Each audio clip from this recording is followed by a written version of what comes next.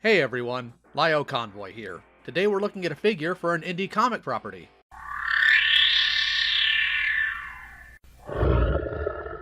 This is Kamen America, an indie comic character created by Timothy Lim and Mark Pellegrini. I haven't read all the comics of this line yet, but I'll catch up eventually. Here's her bio. Charlotte Carly Vander was a fashion designer whose fateful encounter with a cosmic collision transformed her into a supercharged henshin heroine. Shedding her corporate overlords and driven by good old American grit and determination, she is the patriotic paladin known as Kamen America. This toy was created by Exitine Replicas, a smaller company that's known for figures like La Muerta, as reviewed by Articulated Ninja. But how will Kamen America stack up? Let's find out. Arg! The painting and sculpting is pretty good. The lines are clean and the details are well painted.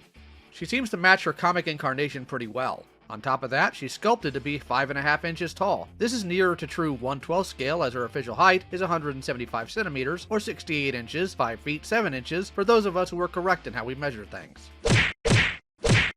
Unfortunately, due to the plastic, I won't be able to do the typical stop motion due to my skill level, so we'll do this on camera. The head rotates around 360, and can wiggle back and forth. Her arms go up this far, and rotate 360 at the shoulder. The bicep rotates 360, and the elbows are double jointed. The wrist rotates 360, and all the hands, save the gripping hands, have an inward pivot. The gripping hands, of course, have an outward pivot. The bust rotates 360 on a ball joint. The legs move out this far and forward this far. The thigh rotates 360, the knees are at double joints, and the ankles pivot up and down this far and rotates 360. She comes with a happy masked face, a shocked masked face, and an unmasked face.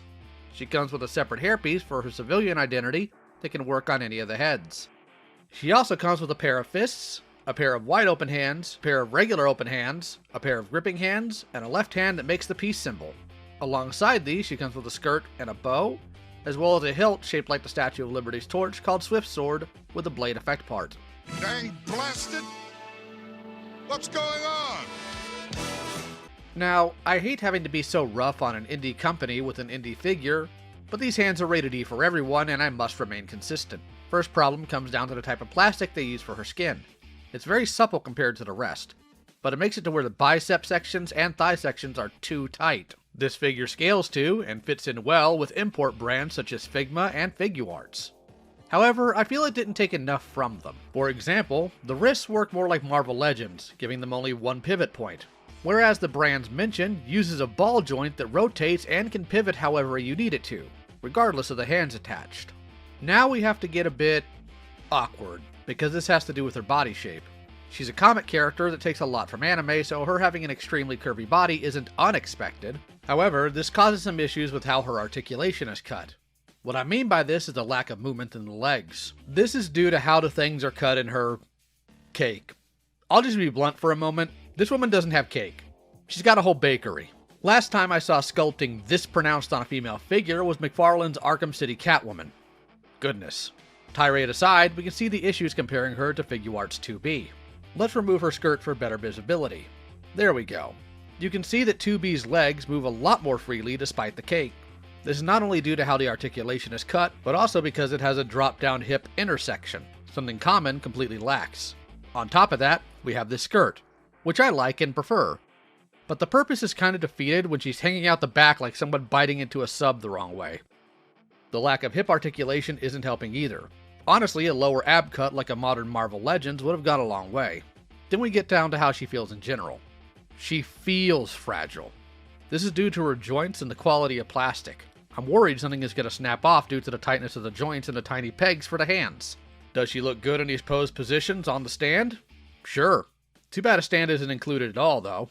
Were this a $30 figure, I wouldn't care too much. But this is a $75 figure. I get it. It's an extremely limited run from a small company. I just wish we got something like that since she's a pretty dynamic character in the media she's depicted in. Oh well.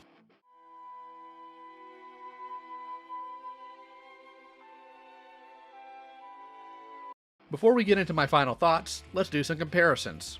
Here she is with the Marvel Legends Warbird, a Figuarts 2B, Figma Miku, Mafex Gwynpool, and Buzzmod Daki.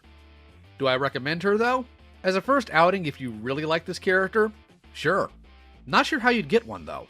I think it was only available for this Kickstarter, and I doubt it'll get a regular release. If it gets another swing, though, I really hope they keep all the critiques here in mind. I'll be sending the review directly to one of the creators since I know him. I hope he enjoys it, despite the criticism. Enough of my rambling, though. What do you guys think? Let me know in the comments below. Special thanks as always to my patrons. If you want to support me there or through channel memberships, the link is in the description. You're also welcome to join my community Discord. That's it for now. Take care.